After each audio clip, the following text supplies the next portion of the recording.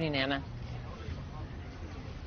Good evening, Giselle. Tens of thousands of people are expected to attend these Good Trouble rallies here locally and across the country. Now, earlier today, rallies began up in Santa Clarita, where we saw a lot of workers from the local SEIU 2015 union. Those represent healthcare workers, and they say they came out to make their voices heard against the Medicaid cuts that came from the Trump administration.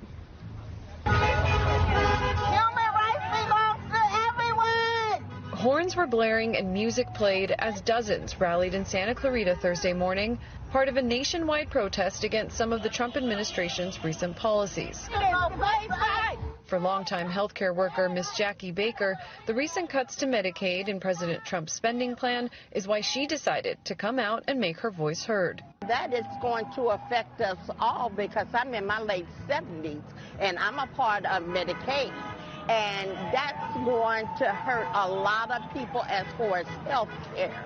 Other protesters raised signs denouncing civil immigration enforcement, as well as cuts to government agencies and public broadcasting, and what they call a threat to voting rights.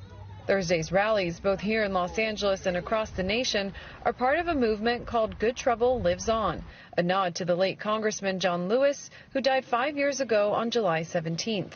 These demonstrations follow a wave of protests against the Trump administration, including No King's Day in June and rallies following the president's inauguration. David Greenberg, a historian and author of the book John Lewis, A Life, says while these protests honor the late congressman's dedication to nonviolent action, their ability to sway public policy isn't always guaranteed.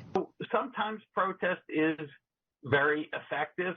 Other times it makes a mark. It contributes to public thinking, public opinion, but it doesn't by itself change policy. John Lewis came to understand that, and as he, in his career, moved from protest to politics, he also became aware that you need people in Washington, in the state houses, to put the energies and the ideas into law.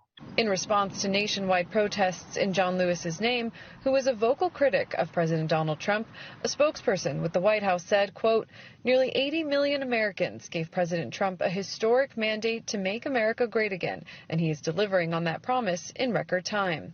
But a recent AP NORC poll shows favorability for the president's policies are slipping. According to their research, only 27% of Americans now believe Trump's policies are helping more than hurting.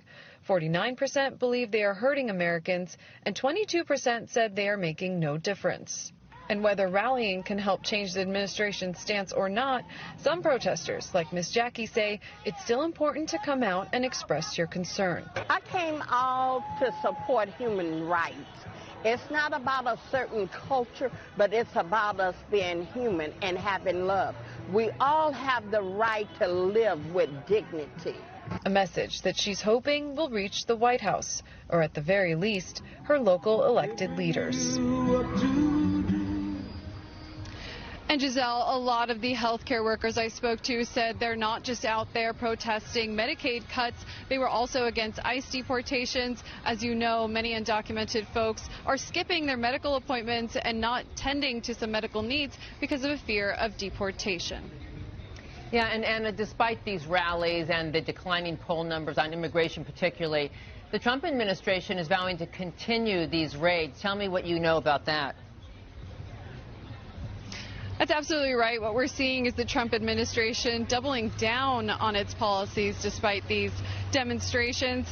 Just today, the Justice Department requested that all non-U.S. citizen inmates, all their information be handed over to federal agents so that they can make arrests. Also today, we heard the Trump administration is handing over data of Medicaid recipients who might not have legal status over to ICE. Again, in an effort to increase arrests. So the Trump administration standing strong on delivering on their promises. Anna Alberian reporting. Thank you so very much for your coverage. And there's a lot still ahead on the rush hour.